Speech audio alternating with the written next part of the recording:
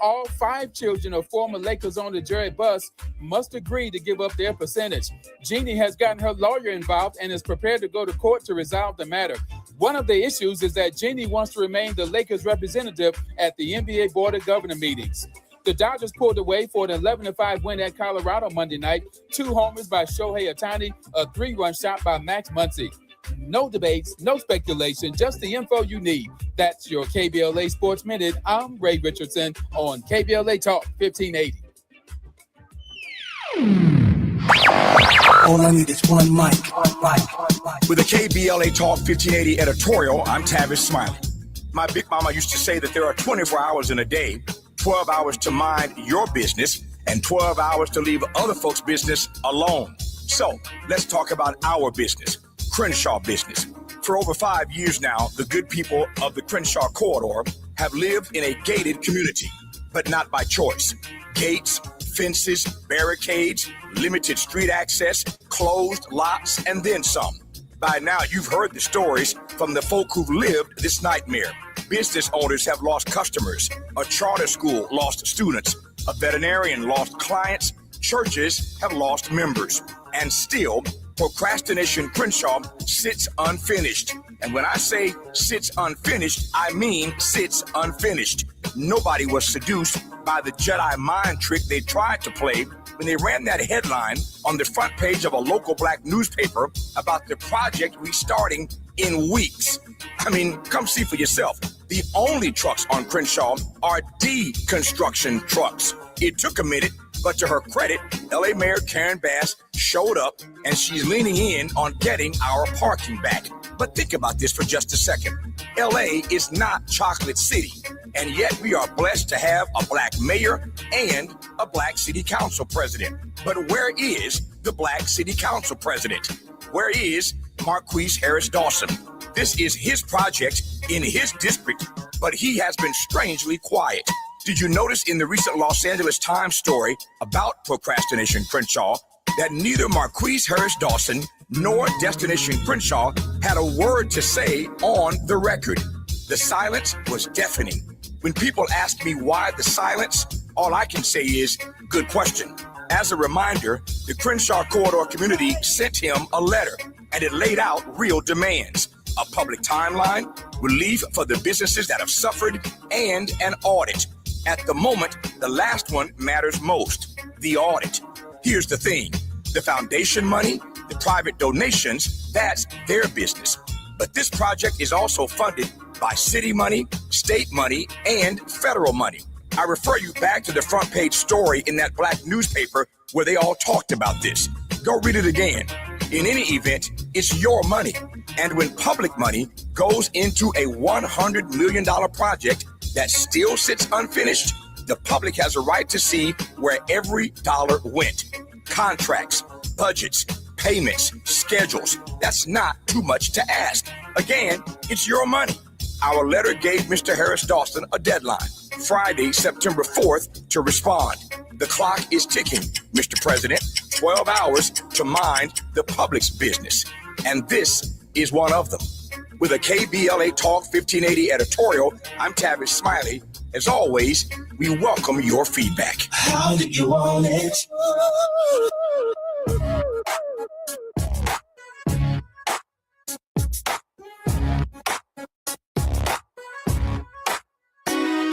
The Jesse Jackson Jr. Show.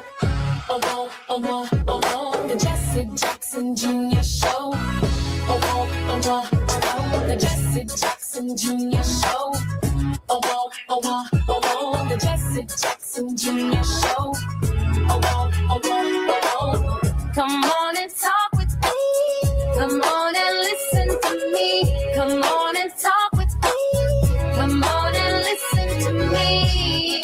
KBLA Talk 1580. Download the app.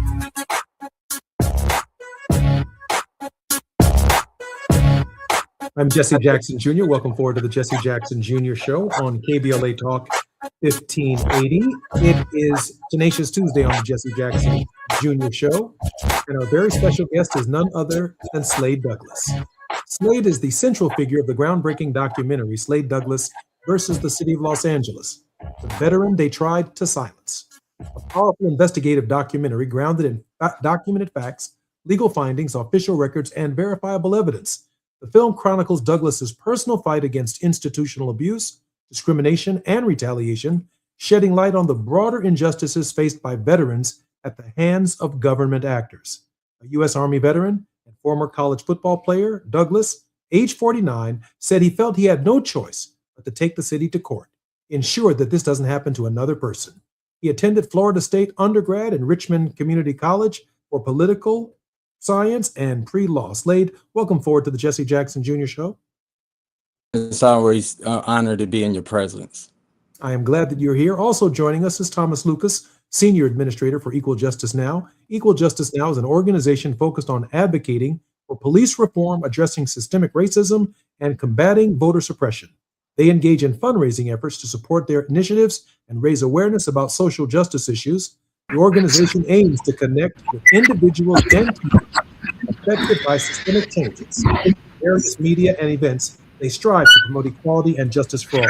Thomas, welcome forward to the Jesse Jackson Jr. Show. Thank you for having me. Thomas, we're having a little bit of a feedback on your end, so I'm going to go right to Slade for just a moment. Slade, share with us, because you've been on our program before, what the latest developments are. We do understand that you were successful in your case from our previous show, but more has transpired since you've begun something very special in your life. Share with us that, Slade. Yeah, following in your footsteps and others, I've created the Slade Douglas Liberty Act, and it closes a constitutional loophole that allows government to circumvent constitutional protections under the guise of mental health or welfare intervention. And that legislation, which you hope to see introduced in the Congress of the United States, essentially does what? We have about 2 minutes before we come forward.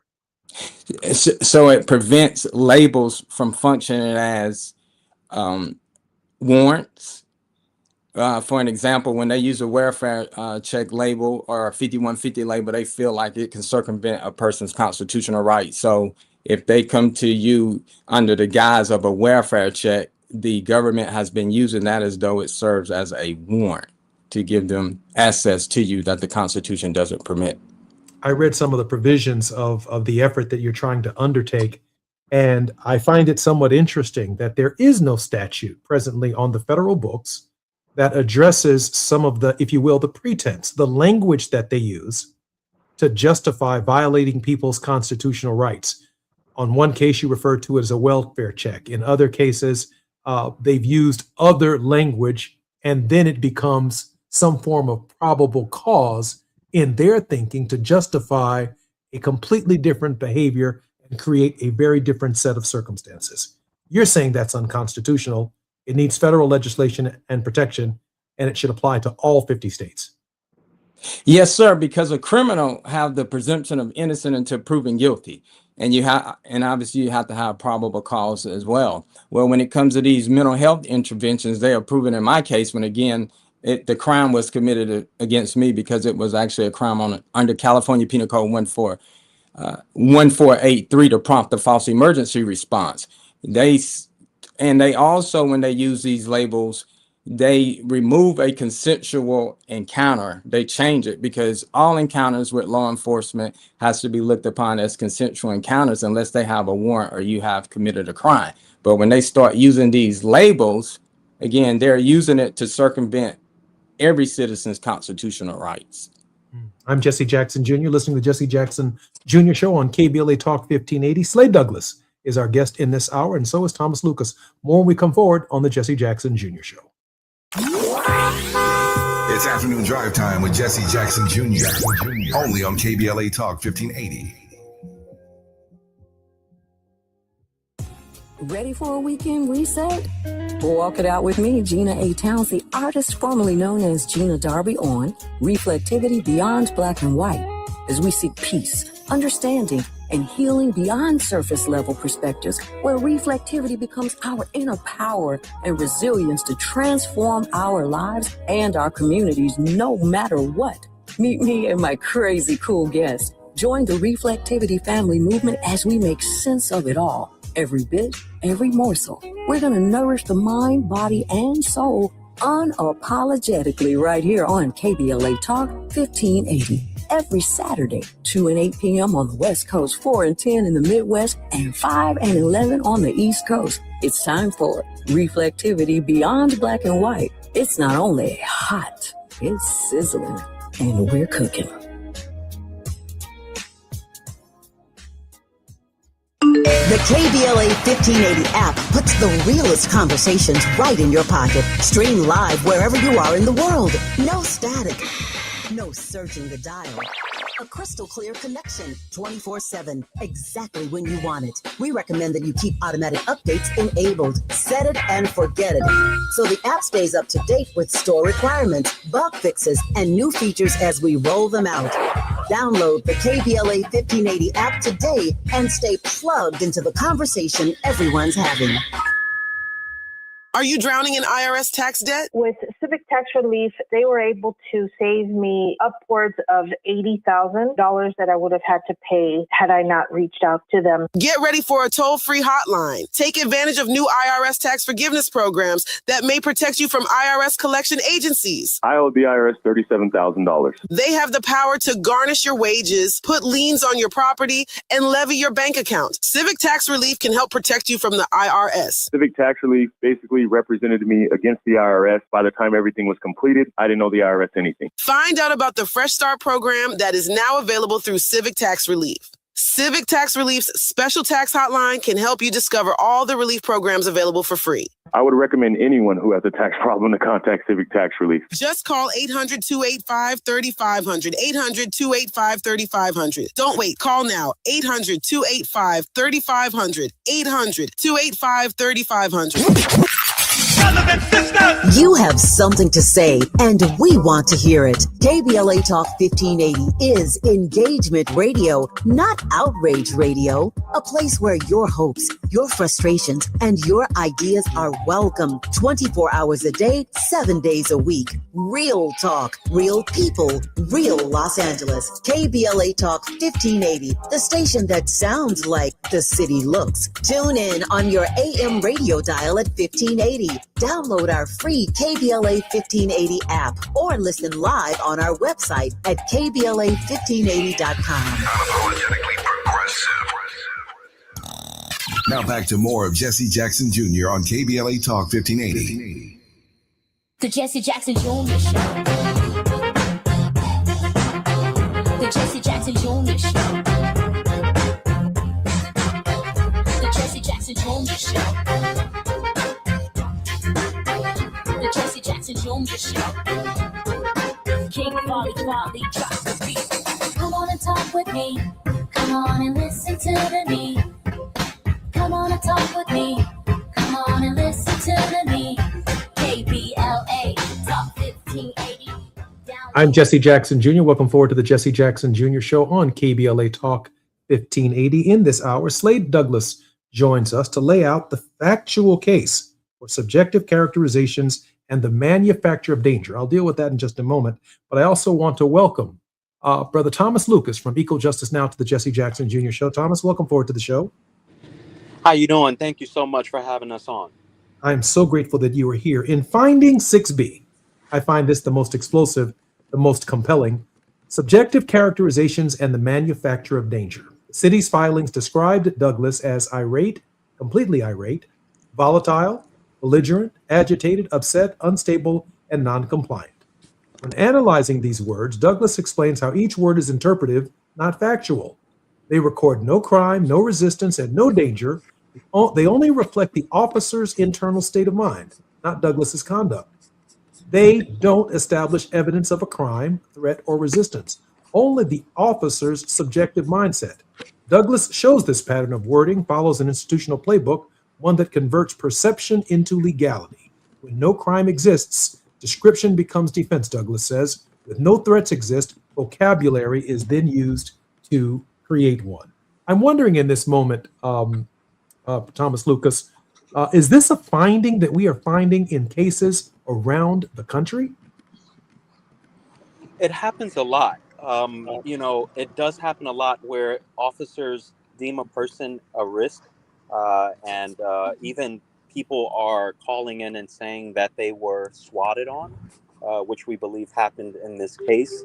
It just so happened that in this case, they messed with the wrong person, an extremely well-lit military veteran that put together his own production around his case. I need to get back in the studio. He produced his own 30-minute documentary around this. I was introduced to him as someone that was potentially dealing with mental health issues. And after a 2-hour call with him, I had a full understanding that this wasn't that. This was a well put together young man who found himself in a situation where, he conducted himself perfectly to the T in regards to dealing with the officers, and still found himself bound to a hospital bed, being drugged up and so forth. And so to answer your question without being too long-winded, yes, it does happen a lot, but a lot of people don't know where to go when it happens. The last time Douglas was on our program, Brother Slade Douglas, we played the actual video, the police body camera video showing the entire interaction, and it actually confirms exactly what you said, that this was not the case.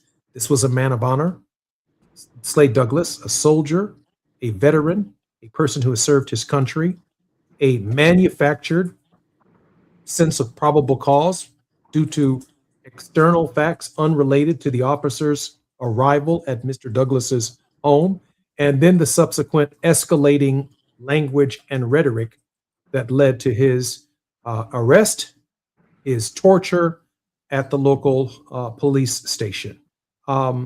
Slade, based upon your evidence and those that have come into contact with your documentary, which is very, very well done, what have you heard in terms of comments from those who have seen it and echoing voices around the country who've experienced a similar circumstances and situation? Yes, people have been appalled by it, and a lot of individuals, high-profile individuals, which I would not state their name due to the confidentiality nature of the conversation, but they have also encountered similar experiences. However, they did not come public and speak about the matter because they was afraid it may hurt their brand. So this is something that is done to people consistently. And because of the label, again, and you're aware of how when someone says someone's mentally ill and dangerous, that's automatically a form of defamation as well. And they want something to be done to stop this, because it's a situation Me, I have no criminal record. Have not ever been in trouble with the police. In fact, I'm ex-law enforcement as well. And you would think at least if you're going to be arrested, tortured, or etc., it would be because you actually violated some law, not because it was manufactured. And now they treated you worse than they would treat El Chapo, Dylan Roof, and other guys who have committed heinous crimes. In the city of Chicago, there was a police sergeant, I believe his name was Burge, and he was a notorious police officer known for literally the physical torture of black men, many of whom had been falsely incarcerated, many of them had been falsely accused, but the torture was so vast and so invasive that even though Burge, I believe, is no longer with us, the cases have rendered both the city of Chicago and the state of Illinois tremendous verdicts in support of the men and women, the men in particular who've been taken advantage of by this form of torture. Brother Lucas Thomas, is it your experience with equal justice now that this legislation has a chance in November by a different Congress if elected? Absolutely. We're standing next to, major civil rights attorneys like Attorney Benjamin Crump and more. We do believe we have the resources to push this forward. We are in the current early stages of vetting it and bulletproofing it. We know how these things can make the most sense as we read it, and then we bring it up for legislation, and there's all of this pushback that we get. And so we're trying to meet that ahead of time with the proper vetting and bulletproofing system, and hopefully we're successful with that. What are you hearing about the legislation, Slade Douglas? What are you hearing about its prospects for passage, for consideration? Are you picking up support around the country? Yes, sir. And Equal Justice Now is also helping with that. Dr. Richard Ritchie, he also recently covered it. So we're getting a lot of positive feedback and so forth. And hopefully you will join as well. You're one of the masters at, creating legislation and so forth and so on. So, well, as you know, I'm not on Capitol Hill anymore, but I do have some. We need to get you back there. We need to get you back there. You belong there. My brother is in the 1st Congressional District of Illinois, and he's doing an extraordinary job on behalf of the people that he represents. I'm just wondering, how did it escalate, Slade? I've seen social media and Facebook videos where these cops simply start in one place, a taillight. They start with a license plate that may have expired, which should be just a civil offense. Sometimes it's a reminder. In Illinois, it's a little bitty sticker. If you don't remember the date, you might go a month or 2 or 3 without being pulled over by the police officers, and that's just an offense, a reminder, if you don't mind, if you understand what I'm saying, to have the license plate. But then it escalates into something else. Slade? And that's the thing. It's subjective, right? Because if you're not committing a crime, you actually have a right to freedom of expression. Well, you would think so. And lots of times when they engage in this type of treatment toward us, when we look at the government, we are actually taxpayers. We're not paying them to abuse our rights. We're actually paying them to uphold our rights. What business do you know if they treated us the way they treat some of us in the government? We would still support that, but we don't have a choice. So we really need to change the culture and let these cops know people have a right to freedom of expression. They don't have to agree. If you don't have no investigatory authority and so forth and so on, and they're expressing themselves and you don't like it, you have to abide by that, comply with that, and let them carry on, as opposed to abusing your authority by making them feel they have done something wrong, or quote unquote detaining them under the guise of an expired sticker. So much of this truth right here, Brother Lucas, came from the streets. And I say that because if you grew up in a Black middle-class community, it does not mean that you were immune to the police behavior. It did exist. It may not have made the cover of the newspaper or elevated to the state that Brother Douglas's case actually was elevated. But when you think about Public Enemy, right? You think about what the hardcore rappers in the early 80s were saying about the police, about their behavior. We thought it was local to them, but they moved millions of albums communicating directly with people who had a similar experience. It is as much a Black experience as it is an American experience for poor, working class, some might even consider subcultural Americans who live in the subculture, because what do? They get profiled. They get the way they look, the colors that they wear, where their pants are located. People have expressions and make assumptions about them while using these impressions, Brother Lucas, to violate their constitutional rights. No, absolutely. You know, it reminds me, I'm from the Bronx, New York, born and raised, and it reminds me totally of stop and frisk.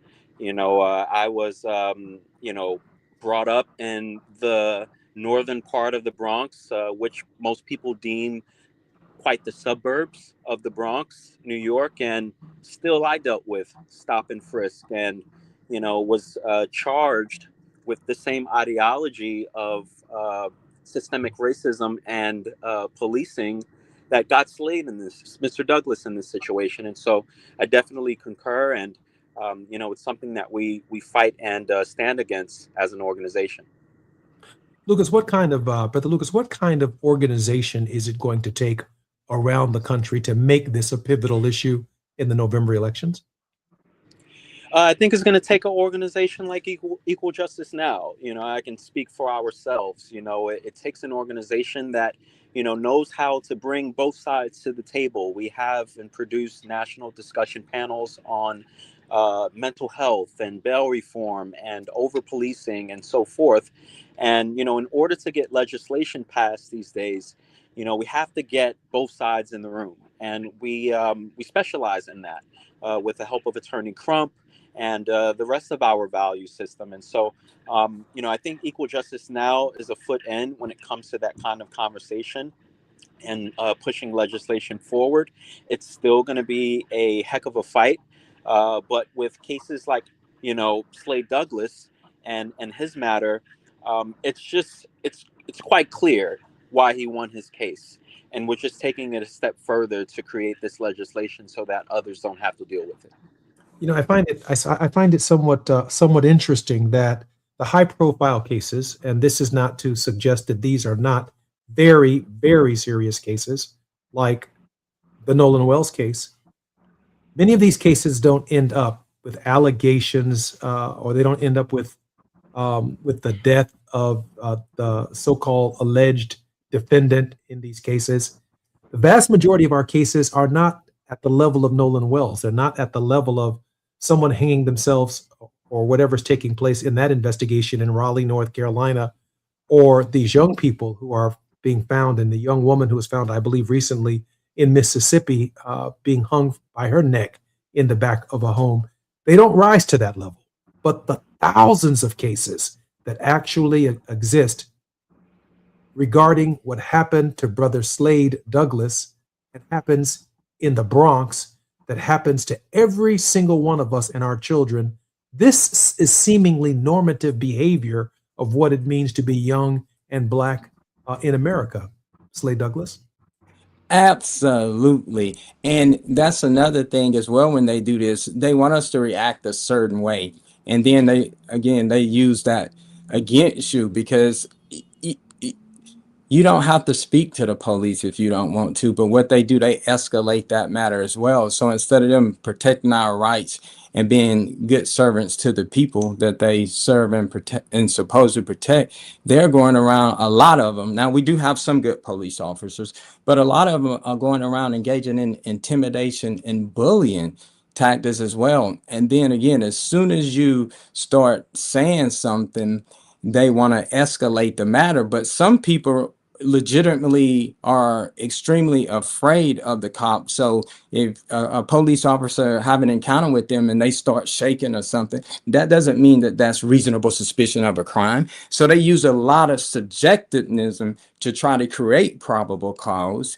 And escalate the encounter when, as you're aware, Terry versus Ohio Supreme Court case law states that they cannot manufacture reasonable suspicion and so forth and so on. So we just got to focus on the culture to make them stop thinking just because they speak to a person and a person exercise a constitutional right by declining to speak to them, that they can escalate that and turn into an investigatory encounter. Speaking of the culture, I remember when the president of the United States was campaigning and he told police officers to shove them in the back of the car. Make sure you hit them in the head. That's the kind of culture I think that Slade is talking about. I'm Jesse Jackson Jr. More on KBLA Talk 1580 with Thomas Lucas and Slade Douglas when we come forward. It's afternoon drive time with Jesse Jackson Jr. Only on KBLA Talk 1580.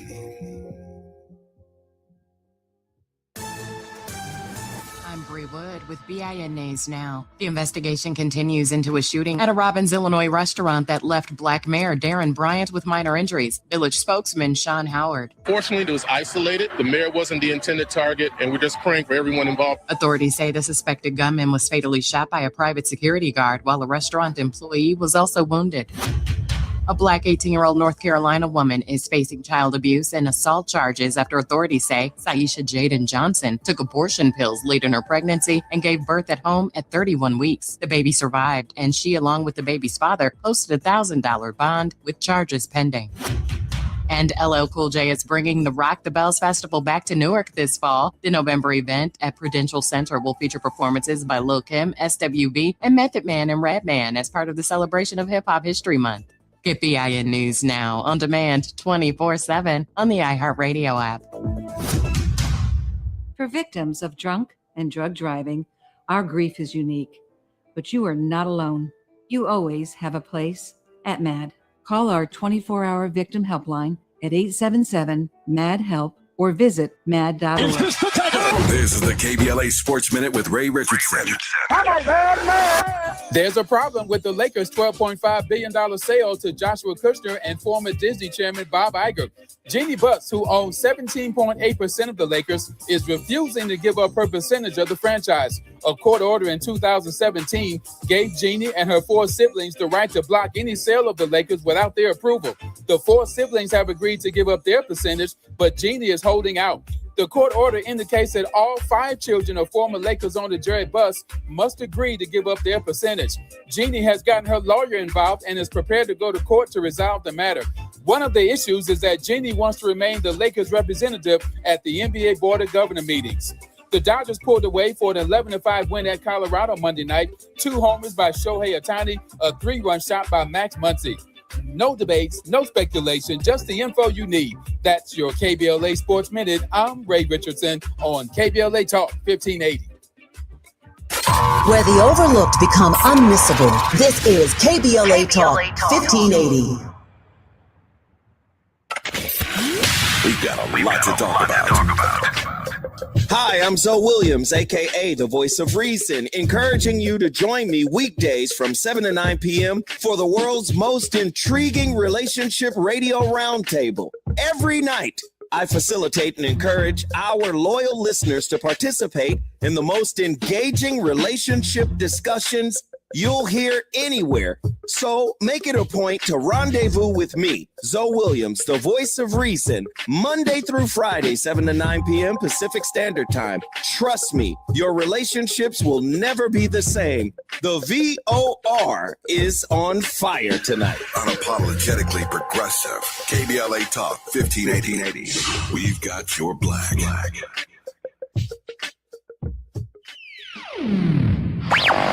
All I need is one mic. With the KBLA Talk 1580 editorial, I'm Dionne Raymond, Justice Correspondent and host of the Justice Files. For years, LA City Councilman Curran Price has served his district. And for years, he's been under a legal cloud which, frankly, looks thinner every time it's tested in court. Last Friday, a Superior Court judge refused to throw out the corruption case against Price. That's true. But listen to what the judge actually said while doing it.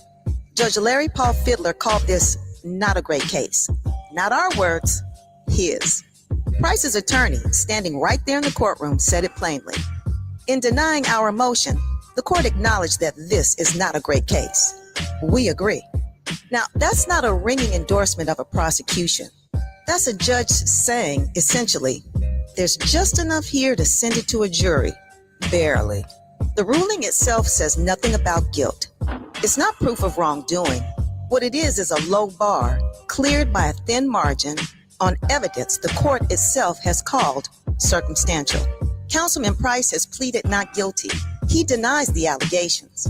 And after 3 terms representing his district, he's term limited and on his way out of office, regardless of how this case ends, which raises a fair question. What exactly is served? By dragging a longtime champion for working families in South Los Angeles through a trial that even the presiding judge doesn't sound confident about. We're not saying elected officials should not be held accountable. They should. But accountability means something different from a prosecution that struggles to convince the very judge overseeing it. Curran Price deserves his day in court, and he deserves the presumption of innocence any one of us would want for ourselves or a loved one, especially when the bench itself has doubts. With a KBLA Talk 1580 editorial, I'm Dion Raymond, Justice Correspondent and host of the Justice Files. As always, we welcome your feedback. What's good, KBLA delegation? I am Miles Lowe, and I'm excited to be joining the weekend lineup right here on KBLA Talk 1580. Join me every Saturday at 12 noon for the Do Better Show, where we get into the world of tech, AI, the creator economy, navigating your mental health through it all, and have conversations with founders to find out how real people are making real money right now. It's not a course, not a subscription. Classes in session every weekend, live on the air. So if you knew better, you do better, right? So let's make a better you. The Do Better Show, every Saturday, 12 noon, and replaying again at 7 p.m. right here on Unapologetically Progressive KBLA Talk 1580. We got a lot to talk. You're listening to Jesse Jackson Jr. on KBLA Talk 1580. The Jesse Jackson Jr. Show. The Jesse Jackson Jr. Show. The Jesse Jackson Jr. Show. The Jesse Jackson Jr. Show. King Quality drop the beat. Come on and talk with me. Come on and listen to the me. Come on and talk with me. Come on and listen to the me. KBLA Talk 1580. It's Tenacious Tuesday on the Jesse Jackson Jr. Show, and our very special guest is none other than Slade Douglas, a central figure in the groundbreaking documentary Slade Douglas versus the City of Los Angeles, the veteran they tried to silence, a powerful investigative documentary grounded in documented facts, legal filings, official records, and verifiable evidence. Slade, welcome forward to the show.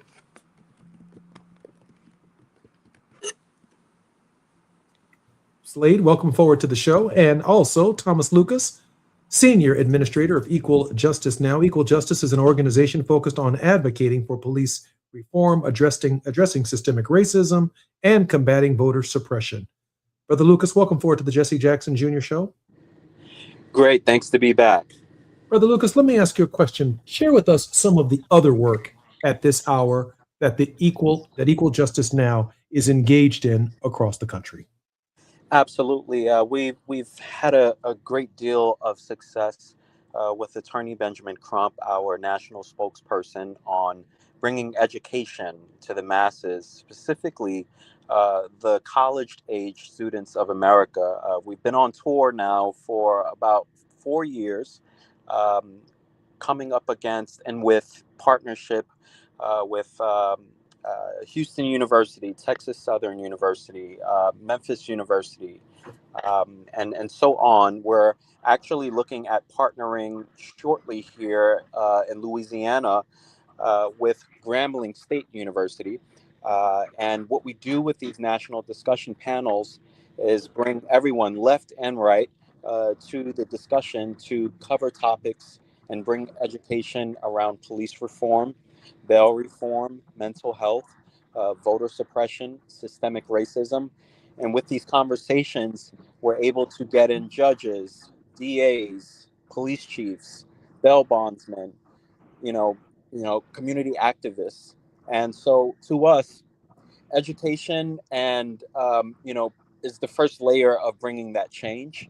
And so, we're highly focused on producing our next panel discussion in the now.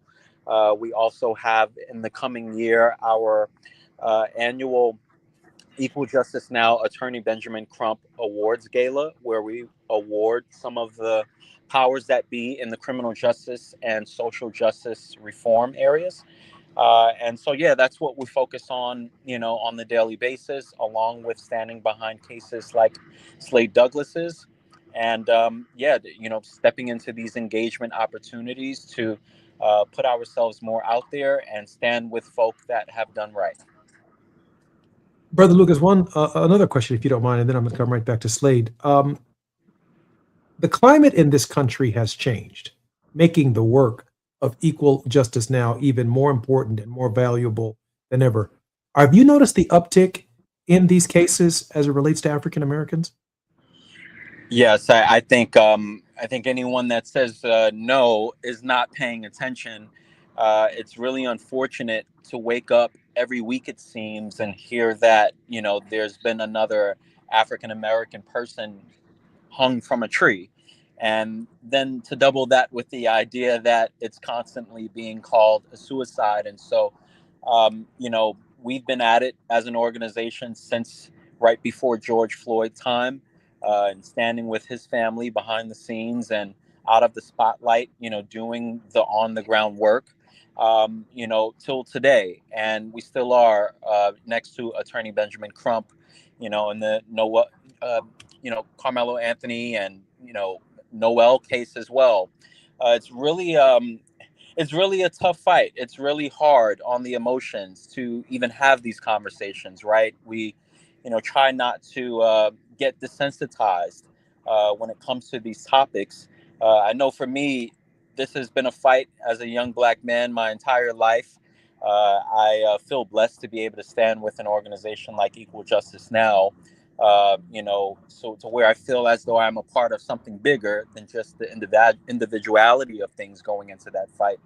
But yes, it is a tough time. It is an extremely huge uptick. And I think racism, systemic racism, prejudiceness plays a huge part in it. And, we're just moving forward. It's not going to stop us. I appreciate that, Brother Lucas. I do want to turn, if I can, pivot to Slade for just a moment. Slade, I know what it means to be involved in the criminal justice system for the things that I did wrong. I also know what it means for the government to put an enormous amount of pressure on you, to put pressure on your family and your friends in that process. One of the reasons I pled guilty for my offense is because emotionally, it was extremely burdensome. The burden that it was taking, the weight that it was taking on me, on my immediate family, on my parents and others was just catastrophic. There's a part of me that just wanted to get it over with. And the depression that accompanied it was so great. In your case, you had done absolutely nothing wrong. And yet you found yourself in the very process that others have found themselves in who may or may not have done anything wrong. Can you share with us what that mental state is like and the difficulty of overcoming that kind of traumatic damage as well? And again, thank you for sharing that with us. That's very powerful.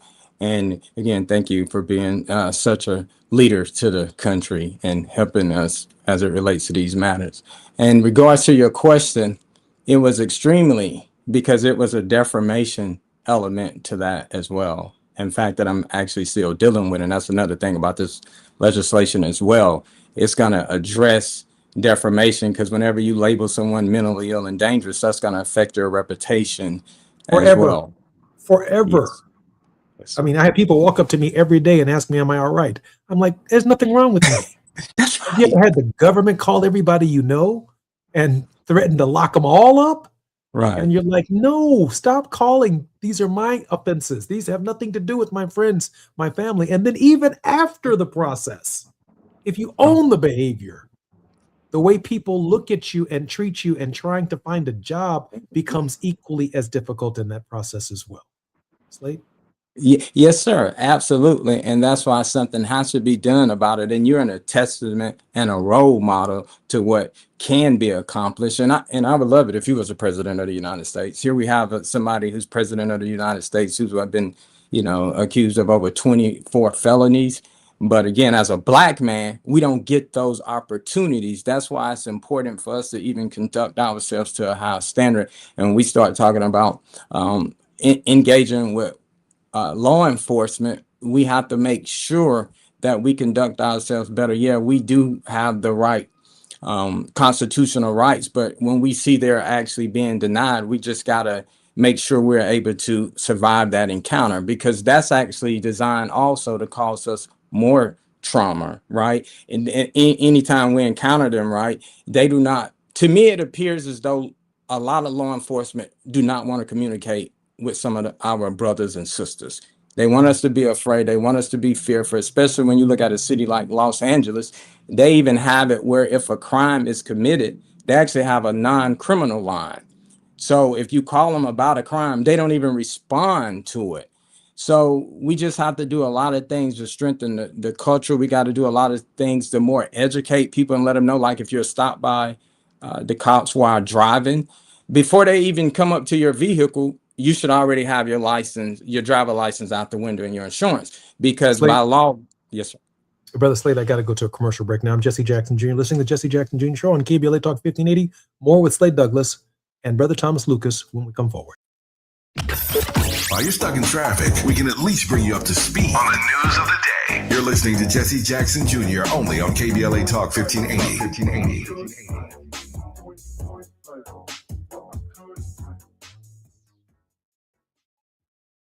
Lots of places can expose you to identity theft. Oh no. That's why LifeLock monitors hundreds of millions of data points a second for threats to your identity, which is way more than anyone can do on their own. If we find anything suspicious, like new loans or changes to your financial accounts, we alert you right away, all through text, phone, email, or the LifeLock app. Get the alerts that could make all the difference. Save up to 30% with promo code NEWS at lifelock.com. Terms apply. You're still glowing, flirting, grooving. You've still got it. But your immune system weakens as you age, making it harder to fight illnesses like pneumococcal pneumonia and RSV. Vaccines are a key part of any health routine and can help protect you from getting really sick. Ask your doctor or pharmacist which vaccines you need. See more at PfizerForAll.com. Sponsored by Pfizer.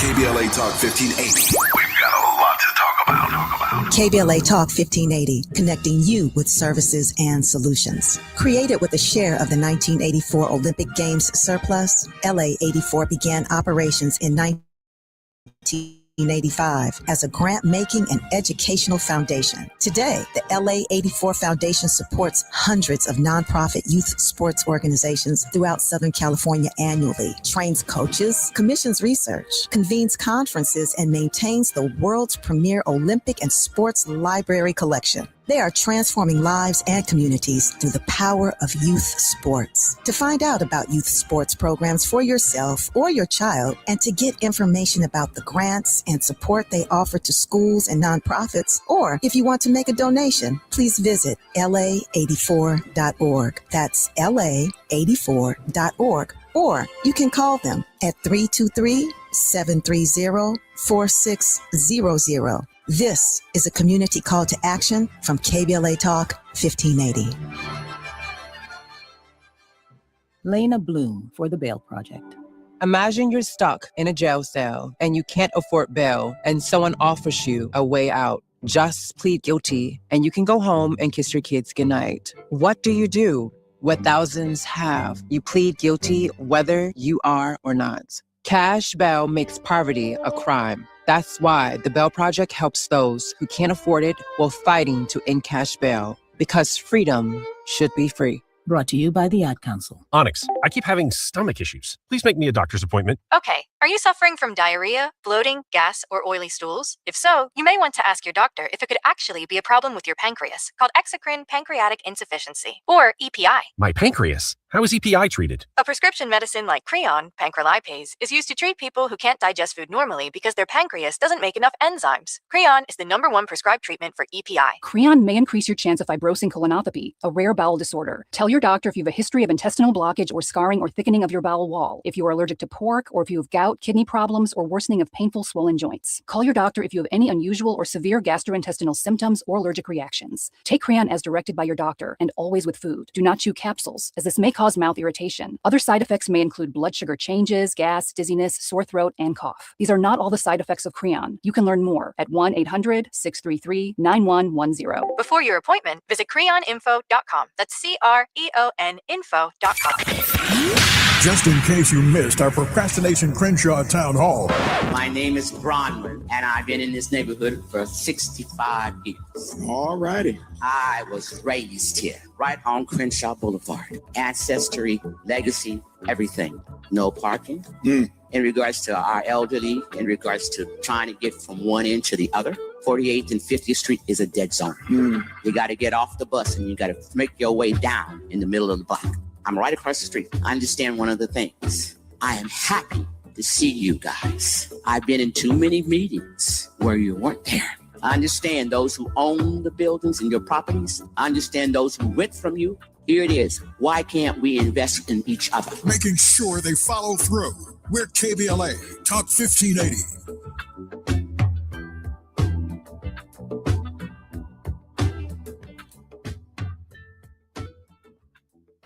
Don't be anxious or confused about AI. Take control of your career when you get the skills to tackle real business problems and design specialized solutions. HR Dive reported that entry-level talent with applied AI credentials can receive up to a 25% salary boost. But where do you find training that you can trust? Future-proof your career and deliver more value with Humans Lead the Way AI.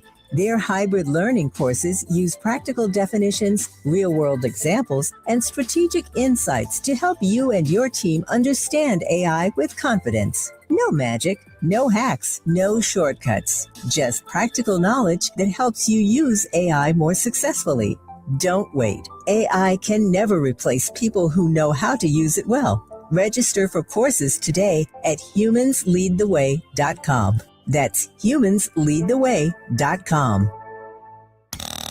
Now back to more of Jesse Jackson Jr. on KBLA Talk 1580. The Jesse Jackson Jr. Show. The Jesse Jackson Jr. Show. The Jesse Jackson Jr. Show. The Jesse Jackson Jr. Show. King Quality drop the beat. Come on and talk with me. Come on and listen to me. Come on and talk with me. Come on and listen to me. KBLA Talk 15. I'm Jesse Jackson Jr. It's Tenacious Tuesday on the Jesse Jackson Jr. Show. Our very special guest is none other than Slade Douglas, an American hero, a veteran who was victimized by police under a series of false assumptions, leading in a lawsuit to a punitive award against the city of Los Angeles for $6.8 million. He is now also pursuing defamation actions, suggesting that there was something wrong with him in that process, and none of it was true. None of it was true. Slade Douglas has now turned that into essentially a ministry, and that ministry has led to greater civic activism, which I'd like to hear his thoughts on in just a moment. And I also want to welcome Thomas Lucas in this final segment, Senior Administrator of Equal Justice Now. He's been working very closely with Ben Crump in bringing these issues forward, not only in Los Angeles, but across the country. Slade, welcome forward to the show. Thank you, sir. Slade, civic activism. You didn't just stop with what happened to you. You're now advocating legislation, but more than that, you're out in Los Angeles registering voters. You're educating people. Tell us how that's going. Yes, sir. It's going wonderful. Like I say, I'm following in your footsteps, and also your father, he definitely paved the way for all of us. So that's why I say it's always an honor to be with you. And you know, a lot of the things that has to be done. And that's why it's a pleasure to be on your show as well. But it's going great, sir. Well, I'm excited to hear that. And that's really a ministry. The things that happen to us are life-changing events And then we start thinking about our neighbors. We think about those who cannot speak for themselves. And that's exactly what Slade Douglas has done. And he should be commended for it. Thomas Lucas, let me ask you a final question or two, if you don't mind, about the work of Equal Justice Now. Organizations like yours are under attack in this administration. When I look at the Southern Poverty Law Center and I think about civil rights organizations and the behavior, Brother Lucas, of the Department of Justice itself, the weaponization of it, how does it feel to operate in this space? Well, you know, we operate with the biggest civil rights attorney, Attorney Benjamin Crump. We're constantly, as a whole, under a lot of, I'll say it like this, Jesse Jackson, we get a lot of threats, and that's okay. We still travel the country. We still tour for our national discussion panels. We do get a lot of pressure in that way from other organizations who aren't like-minded, I'll say. This is how the fight has always been, right? From Martin Luther King to your dad to yourself and the rest of us. It's kind of the norm. We look at ourselves and Attorney Benjamin Crump and Slade Douglas and yourself as the modern day heroes because we are pushing forward this fight. And so I know we're coming to an end here. I don't want to get too long-winded, but yes, it is a lot these days. It's revved up a lot since George Floyd's time, but we're not stopping. We're keeping it moving. I appreciate that very much, Thomas. Slade, we have just a few minutes before we come forward. I always leave for our guests an opportunity to offer our listeners a word of hope. Slade, why don't you take 2 minutes and offer the nation a word of hope? Yeah, just keep doing everything you can to be the best person you can. Mr. Lucas and the Honorable Jackson spoke about how you should always love family and also love thy neighbor. We don't have enough love in this country today. We continue to be divided. And we have to understand we all share the same common goals, purposes. We all want our children to be successful. We all want to have a good life. So what do we do to make that happen? We love each other, and it will continue to grow. And if you don't mind, sir, I'll turn the last few minutes over to Mr. Lucas. Mr. Lucas, a word of hope. Yes, absolutely. I side with everything Mr. Douglas just said. And, the last thing I would like everyone to know is, and to remember is, in regards to Mr. Douglas's case, this literally could happen to anyone. Okay. We often don't pay attention to what's going on until it happens to us or someone close to us. But I want everyone to remember that this could happen to anyone. We can all deal with officers at any given time. Take a look at the documentary that Mr. Douglas produced, and it is literally the spitting image of what we would suggest and how we would suggest you handle yourself in that situation. And so please, please, please pay attention. Please get the education, and please stay in tune. Slade, where can we find the documentary? I have the documentary on YouTube, sir. It's Slade Douglas v. City of Los Angeles. Slade Douglas v. versus the City of Los Angeles. Yes, Slade sir. Douglas v. the City of Los Angeles is on YouTube. It's a 30-minute documentary. It's very compelling. And as Thomas Lucas said, the way in which Mr. Douglas behaved is a testament to his service to our nation as a former veteran. I want to say that in Montgomery, it wasn't that African Americans had not sat down on the bus before. It's just that Rosa Parks behaved, and she conducted herself in a way that was beyond repute. And therefore, she not only was right, as we all can be right, she had moral authority on her side. That's what made the difference. Moral authority. And that's exactly what Slade Douglas has on his side in this campaign with Equal Justice Now. I'm Jesse Jackson Jr. More on Tenacious Tuesday. We got a lot to talk about when we come forward with our very special guests in just a moment. KBLA 1580 Santa Monica. I'm Bree Wood with BIN News Now. The investigation continues into a shooting at a Robbins, Illinois restaurant that left Black Mayor Darren Bryant with minor injuries. Village spokesman Sean Howard. Fortunately, it was isolated. The mayor wasn't the intended target, and we're just praying for everyone involved. Authorities say the suspected gunman was fatally shot by a private security guard, while a restaurant employee was also wounded. A Black 18-year-old North Carolina woman is facing child abuse and assault charges after authorities say Saisha Jaden Johnson took abortion pills late in her pregnancy and gave birth at home at 31 weeks. The baby survived, and she, along with the baby's father, posted a $1,000 bond with charges pending. And LL Cool J is bringing the Rock the Bells Festival back to Newark this fall. The November event at Prudential Center will feature performances by Lil' Kim, SWV, and Method Man and Redman as part of the celebration of Hip Hop History Month. Get BIN News Now on demand 24/7 on the iHeartRadio app. For victims of drunk and drug driving, our grief is unique. But you are not alone. You always have a place at MAD. Call our 24-hour victim helpline at 877-MAD-HELP or visit mad.org. This is the KBLA Sports Minute with Ray Richardson. There's a problem with the Lakers' $12.5 billion sale to Joshua Kushner and former Disney chairman Bob Iger.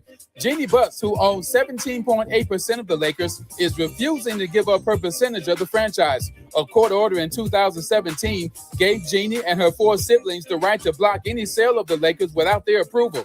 The 4 siblings have agreed to give up their percentage, but Jeannie is holding out. The court order indicates that all 5 children of former Lakers owner Jerry Buss must agree to give up their percentage. Jeannie has gotten her lawyer involved and is prepared to go to court to resolve the matter. One of the issues is that Jeannie wants to remain the Lakers representative at the NBA Board of Governors meetings. The Dodgers pulled away for an 11-5 win at Colorado Monday night. 2 homers by Shohei Ohtani, a 3-run shot by Max Muncy. No debates, no speculation, just the info you need. That's your KBLA Sports Minute. I'm Ray Richardson on KBLA Talk 1580. All I need is one mic. With a KBLA Talk 1580 editorial, I'm Tavis Smiley. My big mama used to say that there are 24 hours in a day, 12 hours to mind your business, and 12 hours to leave other folks' business alone. So let's talk about our business. Crenshaw business. For over 5 years now, the good people of the Crenshaw corridor have lived in a gated community, but not by choice. Gates, fences, barricades, limited street access, closed lots, and then some. By now, you've heard the stories from the folk who've lived this nightmare. Business owners have lost customers. A charter school lost students. A veterinarian lost clients. Churches have lost members. And still, Procrastination Crenshaw sits unfinished. And when I say sits unfinished, I mean sits unfinished. Nobody was seduced by the Jedi mind trick they tried to play when they ran that headline on the front page of a local black newspaper about the project restarting in weeks. I mean, come see for yourself. The only trucks on Crenshaw are deconstruction trucks. It took a minute, but to her credit, LA Mayor Karen Bass showed up and she's leaning in on getting our parking back. But think about this for just a second. LA is not Chocolate City, and yet we are blessed to have a black mayor and a black city council president. But where is the black city council president? Where is Marquise Harris Dawson? This is his project in his district, but he has been strangely quiet. Did you notice in the recent Los Angeles Times story about Procrastination Crenshaw that neither Marquise Harris Dawson nor Destination Crenshaw had a word to say on the record? The silence was deafening. When people ask me why the silence, all I can say is, good question. As a reminder, the Crenshaw Corridor community sent him a letter, and it laid out real demands. A public timeline, relief for the businesses that have suffered, and an audit. At the moment, the last one matters most, the audit. Here's the thing. The foundation money, the private donations, that's their business. But this project is also funded by city money, state money, and federal money. I refer you back to the front page story in that black newspaper where they all talked about this. Go read it again. In any event, it's your money. And when public money goes into a $100 million project that still sits unfinished, The public has a right to see where every dollar went. Contracts, budgets, payments, schedules. That's not too much to ask. Again, it's your money. Our letter gave Mr. Harris Dawson a deadline, Friday, September 4th, to respond. The clock is ticking, Mr. President. 12 hours to mind the public's business. And this is one of them. With a KBLA Talk 1580 editorial, I'm Tavis Smiley. As always, we welcome your feedback. How did you want it?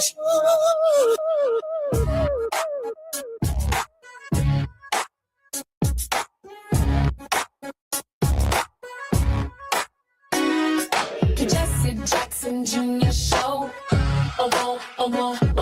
The Jesse Jackson Jr. Show. The Jesse Jackson Jr. Show. The Jesse Jackson Jr. Show. Come on and talk with me. Come on and listen to me. Come on and talk with me. Come on and listen to me. KBLA Talk 15. I'm Jesse Jackson Jr. Welcome forward to the Jesse Jackson Jr. Show on KBLA Talk 1580. It's Tenacious Tuesday, and normally in this segment of our program, we're on the grind with Barbara Arnwine, but Dr. Karen McCray is our very special guest in this hour, standing in, or sitting in, if you will, for Barbara Arnwine. She's the president and CEO of the National Organization of Concerned Black Men. She's the first female to serve in this position. Before CBM, Karen served as the fundraising director for Church World Service, executive director for the Congressional Black Caucus Foundation, and executive director of the organization founded by Dr. Carter G. Woodson, the founder of Black History Month, the Association for the Study of Afro-American Life and History. She's also served as executive director of one of the nation's leading organizations comprised of senior African-American corporate executives of Fortune 500 companies. Karen, welcome forward to the show. Welcome. Thank you for having me. How you doing? I am so glad that you are here, and I'm also honored that Dr. Joanne Frederick, known as the Practitioner Scholar, is an associate professor of counseling in the Division of Child, Family, and Community Engagement within the College of Education and Human Development at George Mason University. Dr. Frederick prepares graduate students to be professional counselors. She specializes in treating people with anxiety, depression, relationship issues, terminal illnesses, and learning disabilities. Save for terminal illness, knock on wood, I could probably lay comfortably on Dr. Joanne Frederick's couch. She has a LPC, DC, LPC, MD, VA. That's a whole lot of alphabets on the back of her name. I am so grateful, Dr. Frederick, that you're with us today. Thank you so much, and I am honored to be here. Nice to meet you. I'm so honored that you're here as well. And I think I should probably begin, Dr. McCray, with Dr. Frederick. One of the things that so many of us are concerned about, and it was brought up in the last hour, it's the number of African Americans, particularly African American men, who find themselves dangling from a tree. Lynchings.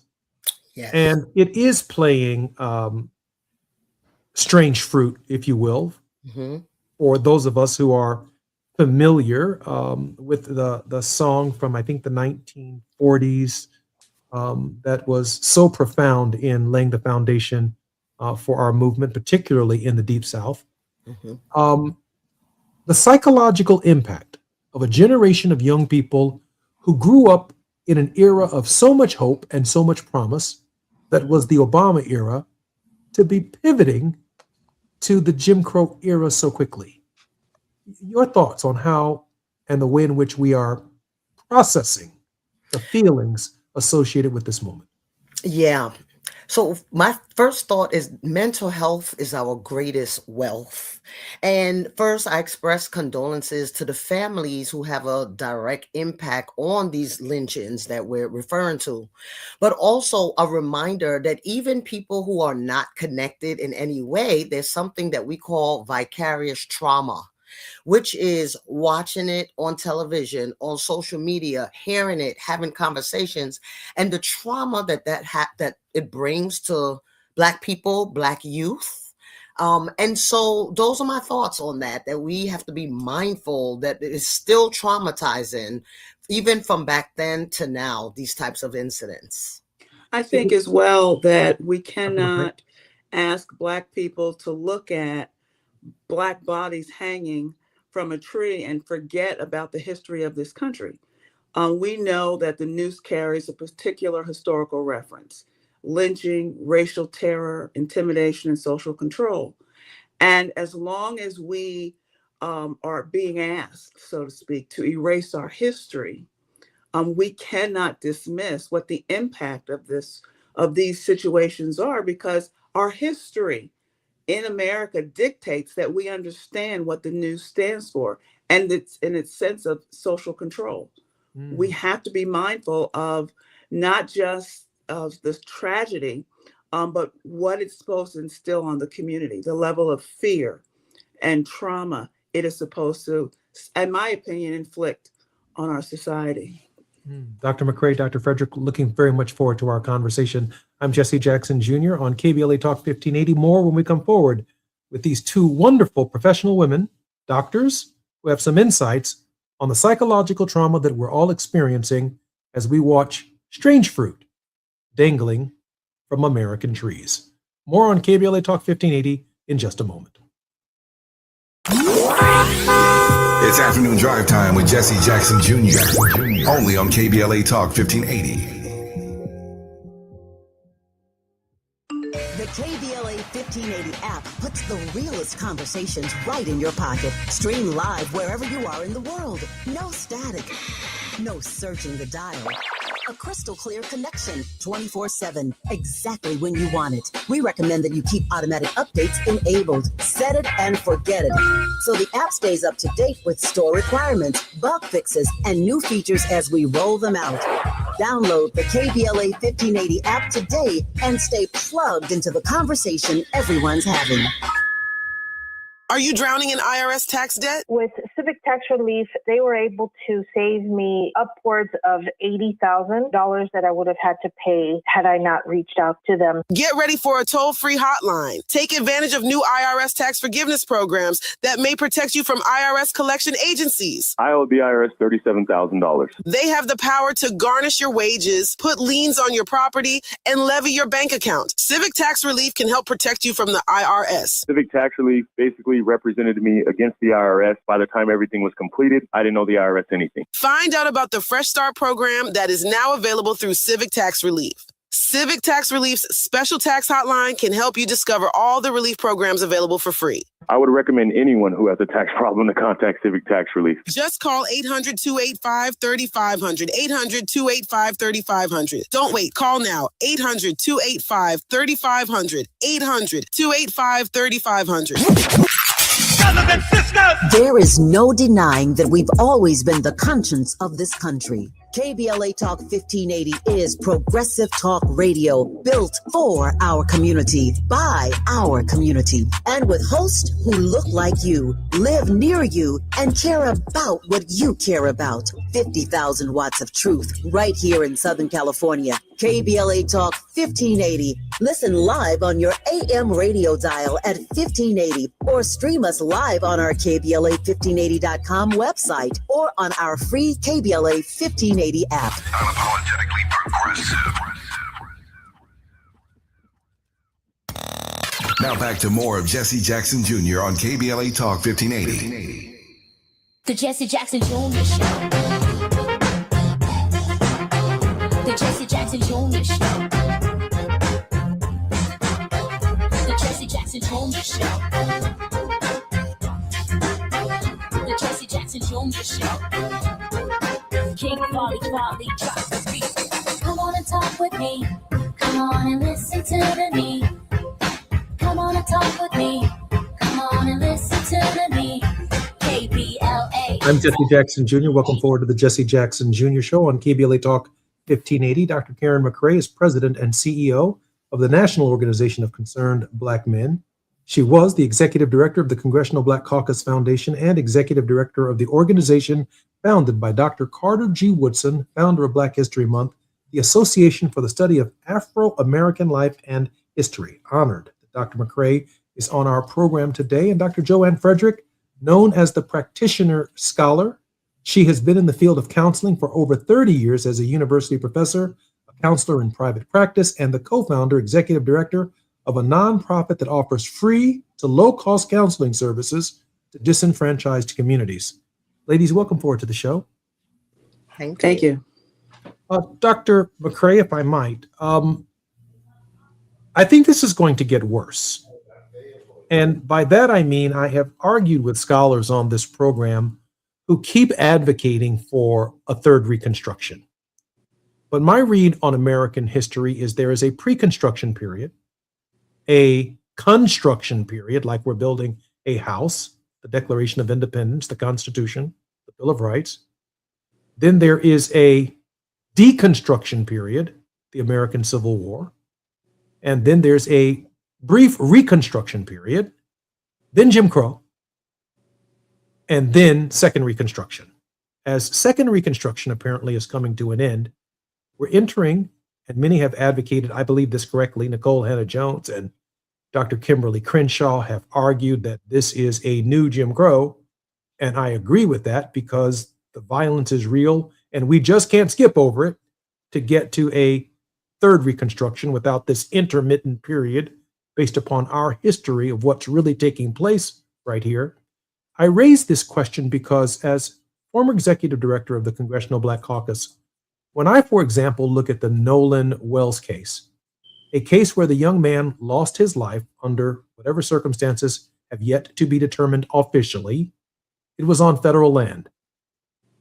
But there's no Park Service investigation into his death or a death on federal land. There's no FBI investigation into a death on federal land. In fact, the U.S. government arrested 7 people regarding the reflecting pool, and there hasn't been a single federal subpoena issued to find out more information about what may or may not have happened to Nolan Wells. And therefore, from my perspective, without federal protection, leaving many of these issues to the states, this is going to get worse before it gets better. No doubt about it. I think as well, too, what we might want to factor in there when we have a civil rights division of the Department of Justice that has said that they want white people to introduce complaints of when they believe they were infringed upon or racially profiled of the like. We have, you're absolutely right, no sense of federal protections anymore from the Department of Justice. And I agree. When you look at, and I pulled the numbers out earlier today of the numbers of increase in the numbers between 2024 and 2026 of, folks who are supposedly hung themselves without any sense of federal inquiry. It is going to get worse before it gets better. That's why leaders like Ben Crump, yourself, and others are so important. We have to continue to request and require not just transparency, but investigation. And if we must do it ourselves, we must do it ourselves collectively. It's too important just to let it go. It's as if our young people are looking and wondering, are the rights that my grandparents or great-grandparents that they fought for, was it worth it? And it was. It remains worth it. It is incumbent upon us not to let the ball drop again. I think there's a generation in which that occurred. When we got comfortable, we got complacent. We don't have to fight anymore. Oh, who wants to march? We don't want to march. We don't want to do any marching. You know what? We have to pick up the baton for them and walk through this jointly, collectively, collaboratively, asking for transparency and do the investigation ourselves. Dr. Frederick, are we becoming numb to it? To pick up on Dr. McCray's point, is the trauma that overwhelming that we are losing some sense of what the appropriate response should be collectively to this kind of trauma and crisis? I believe so. I believe that we are becoming numb because we see it so many different places, including social media. And so it becomes the norm for different generations to just see it, hear it, and okay, here we go again. We decide to distract ourselves by doing other things. But to Dr. McCrae's point, that we have to remember that we are still resilient people. We are still people of hope, and we're still people who are able to stand up for our rights and advocate in a variety of different ways. So even, and I'm talking about social media again, because there's a certain generation that this is the communication. We can advocate even with social media. And how we do that is we continue to keep the stories alive so that it's not buried. So for example, Nolan Wells, we continue to keep people informed of what is not happening. And I love what you said, Jesse Jackson, which was about how, we're investigating other things, small things, but we're not investigating human life, especially Black people's lives. And so, yes, we're becoming numb, but we can continue to have these types of conversation and also keeping mental health in the forefront of these conversations. How does it affect us mentally? Dr. Frederick, I'm unapologetically someone who talks to someone and talks to my therapist on a regular basis. I have never needed to be medicated, but being Jesse Jackson Jr. is what it is. I mean, I wake up and see these stories and I take them personally. Yes. And I feel like there's something I should do. I feel compelled to do something. I don't know what it is, but are there other ways, maybe micro ways within which our people are handling this trauma, but they're not talking about it? Are we consuming more liquor?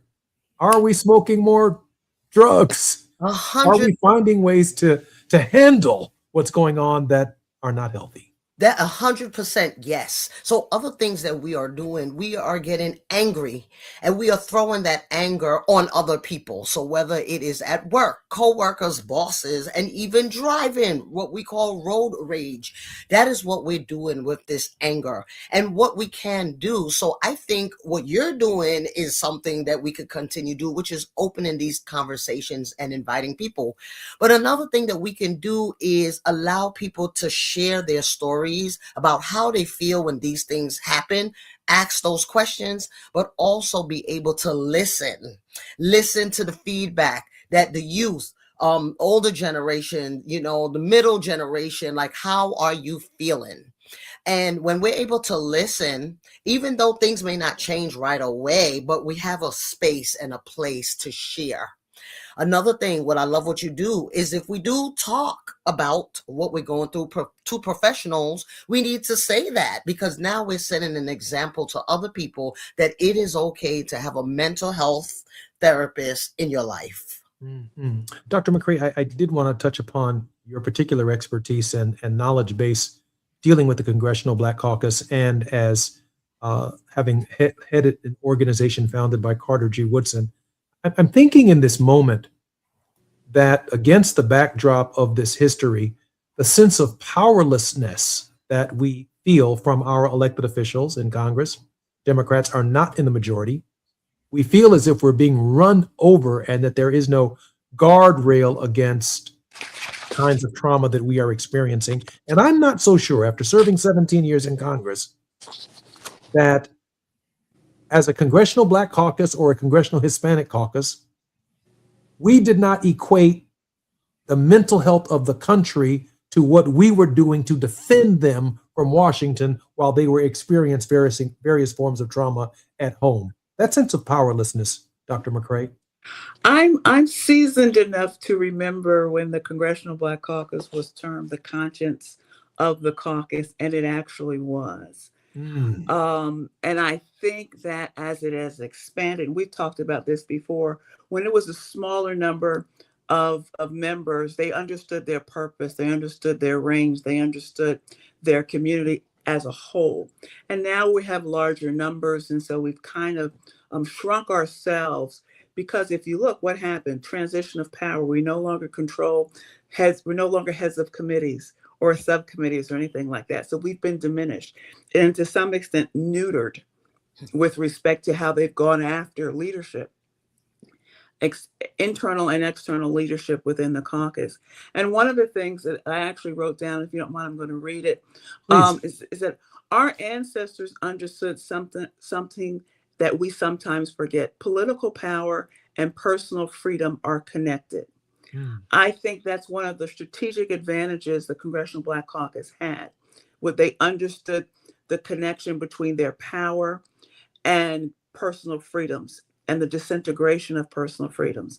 And what we're seeing and experiencing now is the disintegration of that. Now they're trying to come back, but I think what our young people in our community is begging for is if they're making it harder for us to vote, if they're going after DEI, if there are nearly hundreds of thousands of Black women who've lost their jobs, and the connectedness and the security of federal employment, how that stability impacts our families is what disintegrates or weakens our communities. And I think that the caucus has been slow to the plate with respect to making that connection and then implementing. If you can't do it legislatively, you do it in the streets, so to speak, and having a loud enough voice.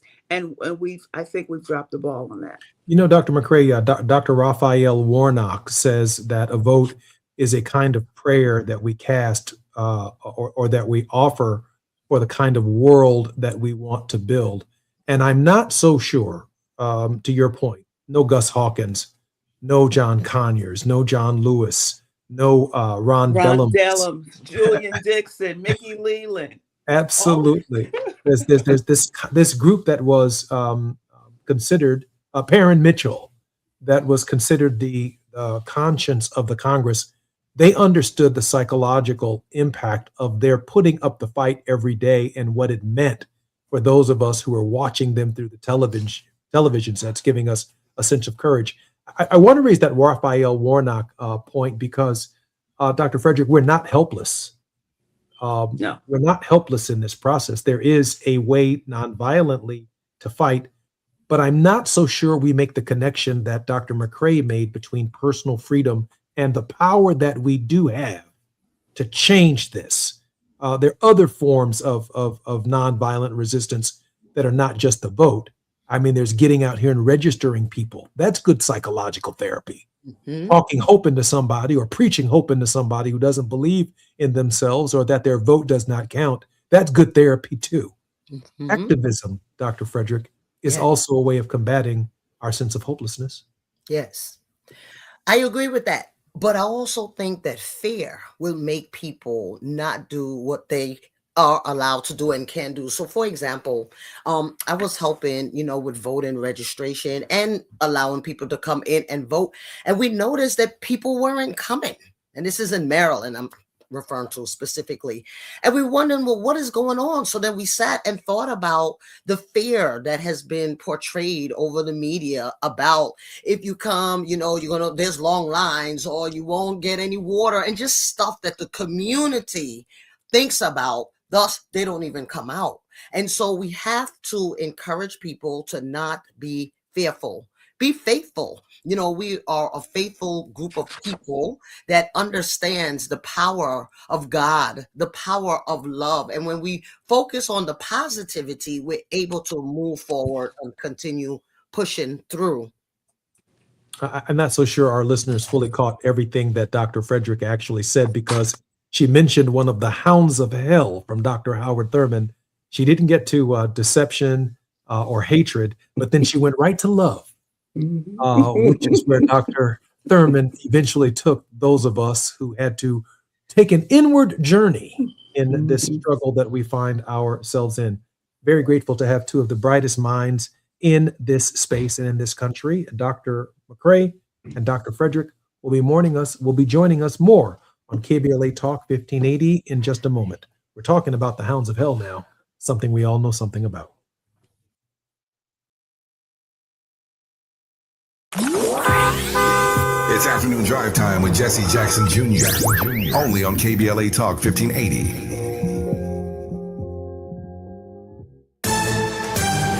I'm Lori Wood with BIN News Now. The investigation continues into a shooting at a Robbins, Illinois restaurant that left Black Mayor Darren Bryant with minor injuries. Village spokesman Sean Howard. Fortunately, it was isolated. The mayor wasn't the intended target, and we're just praying for everyone involved. Authorities say the suspected gunman was fatally shot by a private security guard while a restaurant employee was also wounded. A Black 18-year-old North Carolina woman is facing child abuse and assault charges after authorities say Saisha Jaden Johnson took abortion pills late in her pregnancy and gave birth at home at 31 weeks. The baby survived, and she, along with the baby's father, posted a $1,000 bond with charges pending. And LL Cool J is bringing the Rock the Bells Festival back to Newark this fall. The November event at Prudential Center will feature performances by Lil Kim, SWV, and Method Man and Redman as part of the celebration of Hip Hop History Month. Get BIN News Now on demand 24/7 on the iHeartRadio app. For victims of drunk and drug driving, our grief is unique. But you are not alone. You always have a place at MAD. Call our 24-hour victim helpline at 877-MAD-HELP or visit mad.org. This is the KBLA Sports Minute with Ray Richardson. There's a problem with the Lakers' $12.5 billion sale to Joshua Kushner and former Disney chairman Bob Iger. Jeannie Buss, who owns 17.8% of the Lakers, is refusing to give up her percentage of the franchise. A court order in 2017 gave Jeannie and her 4 siblings the right to block any sale of the Lakers without their approval. The 4 siblings have agreed to give up their percentage, but Jeannie is holding out. The court order indicates that all 5 children of former Lakers owner Jerry Buss must agree to give up their percentage. Jeannie has gotten her lawyer involved and is prepared to go to court to resolve the matter. One of the issues is that Jeannie wants to remain the Lakers representative at the NBA Board of Governor meetings. The Dodgers pulled away for an 11-5 win at Colorado Monday night. 2 homers by Shohei Ohtani, a 3-run shot by Max Muncy. No debates, no speculation, just the info you need. That's your KBLA Sports Minute. I'm Ray Richardson on KBLA Talk 1580. Our voices aren't the minority opinion. They're the American conscience. This is KBLA Talk 1580. This is America. Number 14. That's where Talkers Magazine ranked Tavis Smiley on their heavy 100 list of the 100 most important talk radio hosts in America. Join Tavis weekdays, 9 a.m. to noon or 9 p.m. to midnight, only on KBLA Talk 1580. Ready for a weekend reset? Walk it out with me, Gina A. Towns, the artist formerly known as Gina Darby, on Reflectivity Beyond Black and White, as we seek peace, understanding, and healing beyond surface level perspectives, where reflectivity becomes our inner power and resilience to transform our lives and our communities no matter what. Meet me and my crazy cool guests. Join the Reflectivity family movement as we make sense of it all. Every bit, every morsel. We're going to nourish the mind, body, and soul unapologetically right here on KBLA Talk 1580. Every Saturday, 2 and 8 p.m. on the West Coast, 4 and 10 in the Midwest, and 5 and 11 on the East Coast. It's time for Reflectivity Beyond Black and White. It's not only hot, it's sizzling, and we're cooking.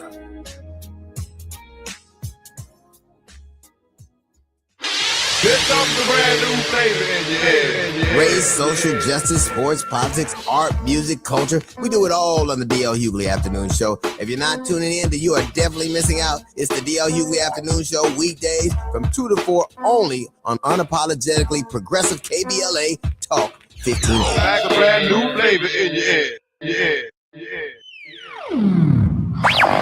All I need is one mic.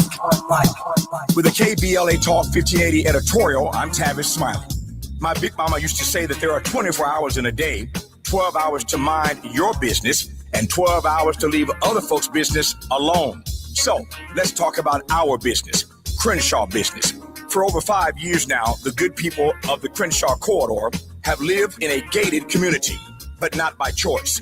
Gates, fences, barricades, limited street access, closed lots, and then some. By now, you've heard the stories from the folk who've lived this nightmare. Business owners have lost customers. A charter school lost students. A veterinarian lost clients. Churches have lost members. And still, Procrastination Crenshaw sits unfinished. And when I say sits unfinished, I mean sits unfinished. Nobody was seduced by the Jedi mind trick they tried to play when they ran that headline on the front page of a local black newspaper about the project restarting in weeks. I mean, come see for yourself. The only trucks on Crenshaw are deconstruction trucks. It took a minute, but to her credit, LA Mayor Karen Bass showed up and she's leaning in on getting our parking back. But think about this for just a second. LA is not Chocolate City, and yet we are blessed to have a black mayor and a black city council president. But where is the black city council president? Where is Marquise Harris Dawson? This is his project in his district, but he has been strangely quiet. Did you notice in the recent Los Angeles Times story about Procrastination Crenshaw that neither Marquise Harris Dawson nor Destination Crenshaw had a word to say on the record? The silence was deafening. When people ask me why the silence, all I can say is, good question. As a reminder, the Crenshaw Corridor community sent him a letter, and it laid out real demands: a public timeline, relief for the businesses that have suffered, and an audit. At the moment, the last one matters most: the audit. Here's the thing: the foundation money, the private donations, that's their business. But this project is also funded by city money, state money, and federal money. I refer you back to the front page story in that black newspaper where they all talked about this. Go read it again. In any event, it's your money. And when public money goes into a $100 million project that still sits unfinished, the public has a right to see where every dollar went. Contracts, budgets, payments, schedules. That's not too much to ask. Again, it's your money. Our letter gave Mr. Harris Dawson a deadline, Friday, September 4th, to respond. The clock is ticking, Mr. President. 12 hours to mind the public's business. And this is one of them. With a KBLA Talk 1580 editorial, I'm Tavis Smiley. As always, we welcome your feedback. How did you want it? You're listening to Jesse Jackson Jr. on KBLA Talk 1580. The Jesse Jackson Jr. Show. The Jesse Jackson Jr. Show. The Jesse Jackson Jr. Show. The Jesse Jackson Jr. Show. King Quality drops the beat. Come on and talk with me. Come on and listen to me. Come on and talk with me.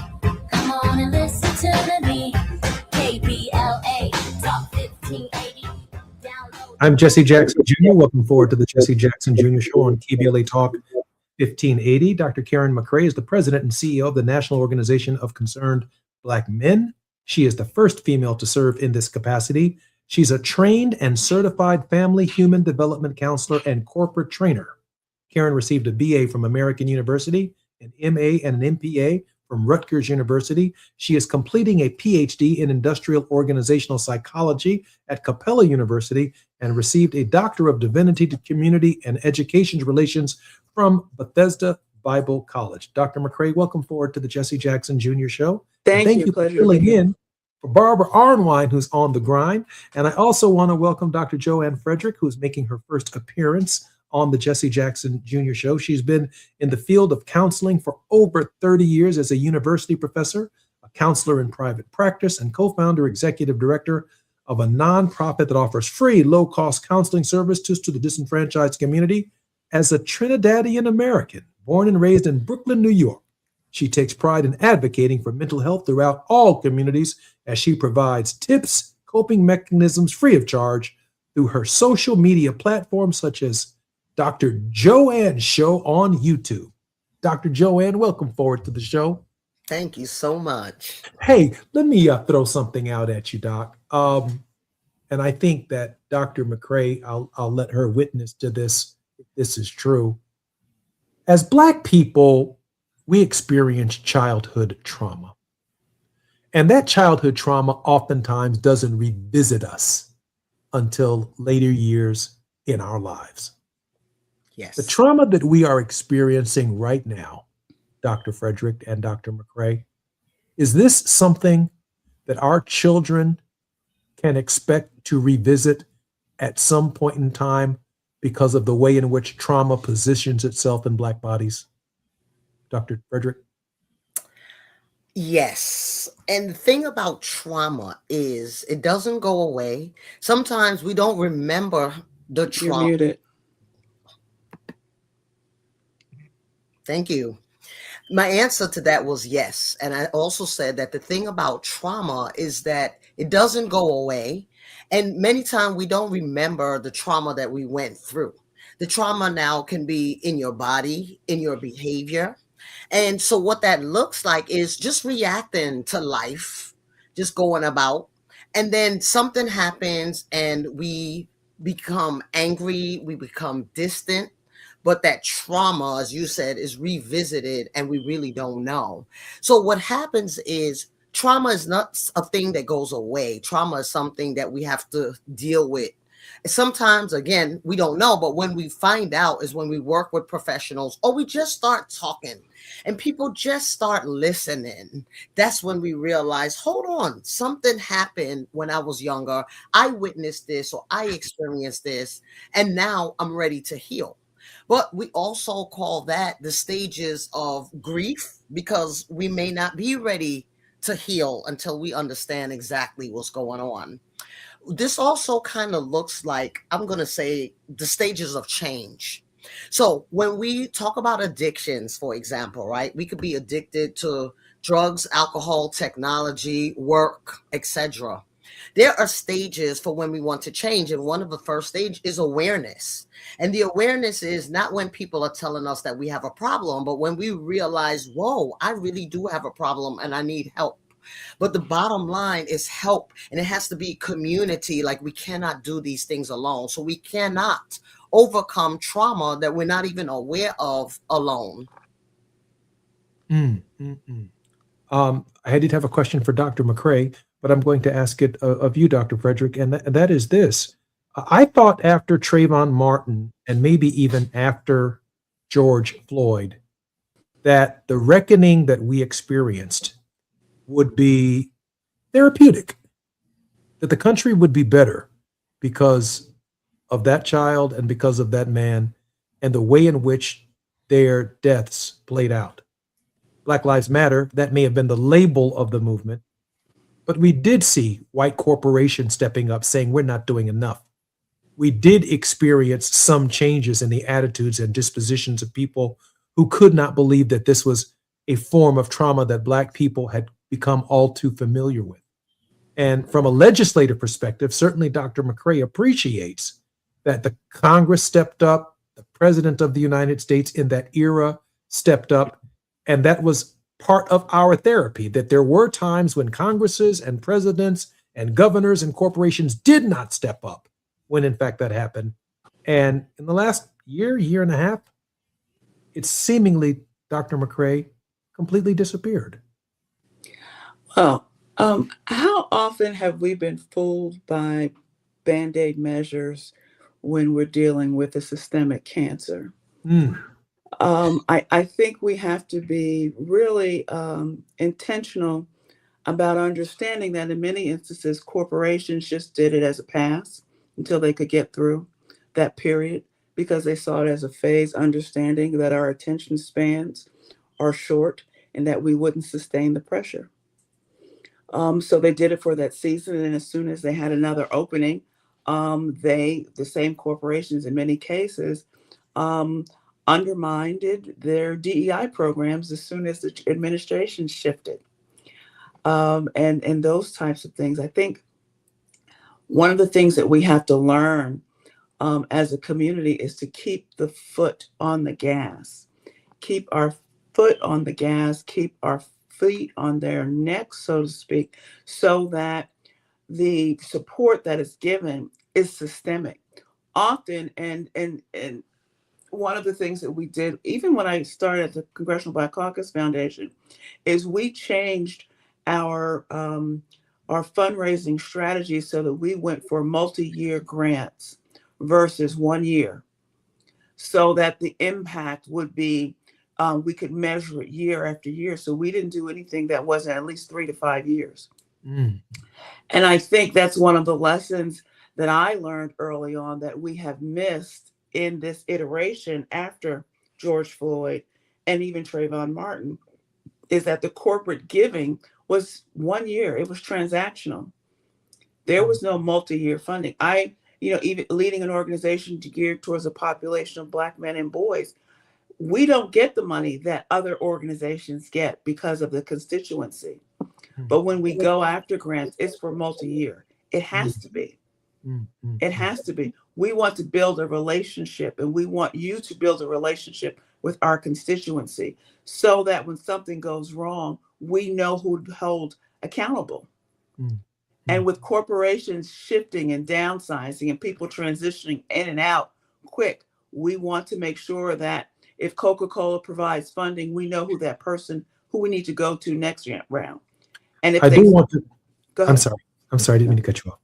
No, go ahead. Oh, I did want to say that when we come forward, I do have a question for you, and that is, what would Dr. Carter G. Woodson say about this era? And I should share with Dr. Frederick that at the end of our program, the final 3 minutes, I leave it for a word of hope from our special guest, and to give you some mental preparation time, because we're now going forward to a break. I wanted to allow you the opportunity to prepare your mind for that. I'm Jesse Jackson Jr., listening to the Jesse Jackson Jr. Show on KBLA Talk 1580. More with Dr. McCray and Dr. Frederick when we come forward right here at KBLA Talk 1580. While you're stuck in traffic, we can at least bring you up to speed on the news of the day. You're listening to Jesse Jackson Jr. only on KBLA Talk 1580.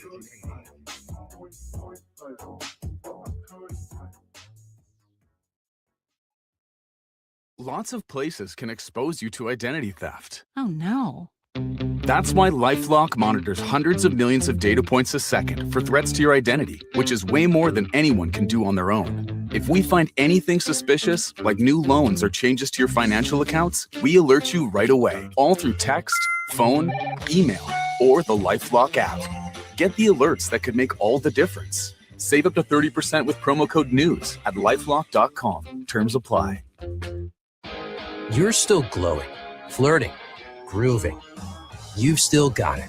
But your immune system weakens as you age, making it harder to fight illnesses like pneumococcal pneumonia and RSV. Vaccines are a key part of any health routine and can help protect you from getting really sick. Ask your doctor or pharmacist which vaccines you need. See more at PfizerForAll.com. Sponsored by Pfizer.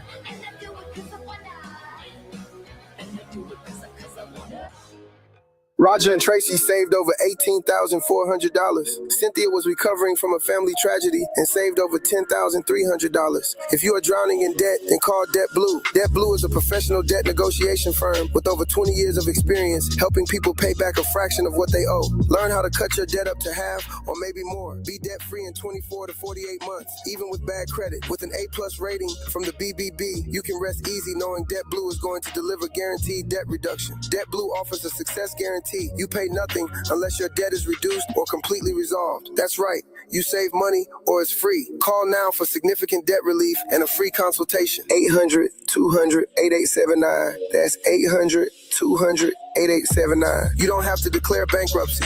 This program works if you owe $10,000, $20,000, or even $100,000 in debt. Call for your free consultation today. 800-200-8879. That's 800-200-8879. KBLA Talk 1580. We've got a lot to talk about. KBLA Talk 1580, connecting you with services and solutions. 10 Toes In serves as a mentorship and domestic violence prevention program. They support, educate, and empower couples during and after incarceration. They assist male returning citizens to re-enter society successfully and to help them maintain a healthy relationship with their romantic partner. They offer a mentorship support group for formerly incarcerated men. 10 Toes In teaches its Intimate Relationships 101 curriculum at male prisons throughout the state of California. They host sister support group meetings for women who are intimately involved with incarcerated and formerly incarcerated men. 10 Toes In is a 501c3 nonprofit organization. To access their services or make a donation, please visit them online at 10toesin.org or find them on Facebook or Instagram. They are healing lives through relationships. This is a community call to action from KBLA Talk 1580. My mom has decided to learn to paint, and she's good. My dad's now into creative cuisine, and I've already put on 6 pounds. Learning new things comes with age. My mom, she started forgetting my name and what we're talking about.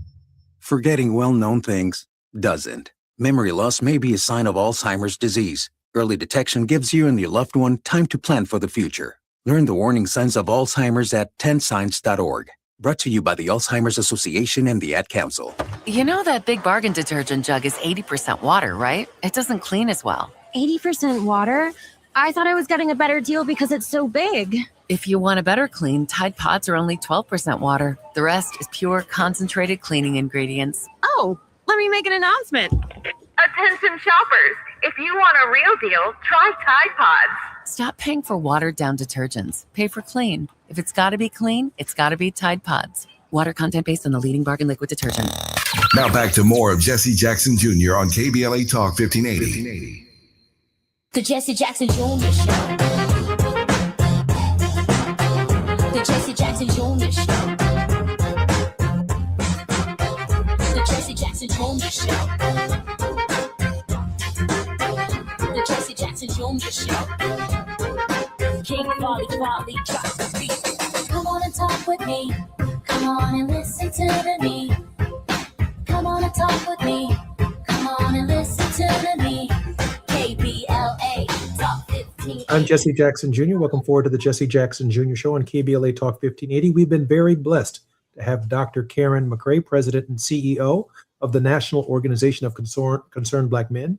She brought her wonderful friend, Dr. Joanne Frederick, to join us today, and I'm so grateful that both have been participants in this. And I actually feel better about this conversation with two counselors and therapists than I've felt in a long time.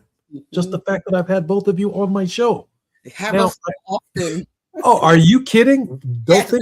Listen, we've already discussed your regular participation after today. Are you kidding?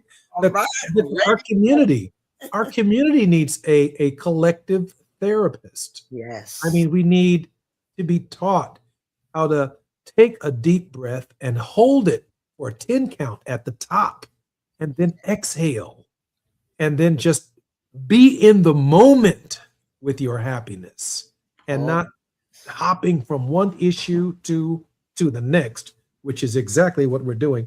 I do have a question before we get to your word of hope, Dr. Frederick, of Dr. McCray, and that is this. Dr. McCray is probably the nation's foremost authority on the work of Dr. Carter G. Woodson, the founder of Black History Month, which was initially a week and then expanded. Also, the author of The Miseducation of the Negro, still one of the most profoundest books I've ever read, certainly as early as elementary school, high school, then college, and even at the seminary, and even in law school. With that said, Dr. McCray, what would Carter G. Woodson say about this moment in American history? I was thinking about this during the break, and one of the things that always struck me, I think it would be something along the lines, is do not allow self-inflicted miseducation. Meaning, don't allow social media to guide everything that you think. Tune in to Black radio. Tune in to reading a book. Don't allow others to formulate your opinion. We are all capable of critical thought and reasoning. Let that educate your core of who you are, and you determine where you go and how you walk from there. I love that. I think it's the self-inflicted miseducation. I really do. I love that. That means we have to put Facebook down. My dad used to say we need to turn that TV off 2 or 3 hours a night, pick up a book and read. That was the old Push Excel program. I haven't heard that given back to me until just now. I'm so grateful for that, Dr. McCray, and thank you for your tremendous leadership. This is an unusual sister right here, brothers and sisters. She is the head of an organization of Black men. The first woman to ever run such an organization, and all of the Black men agreed that amongst themselves They needed her. That is quite a remarkable feat.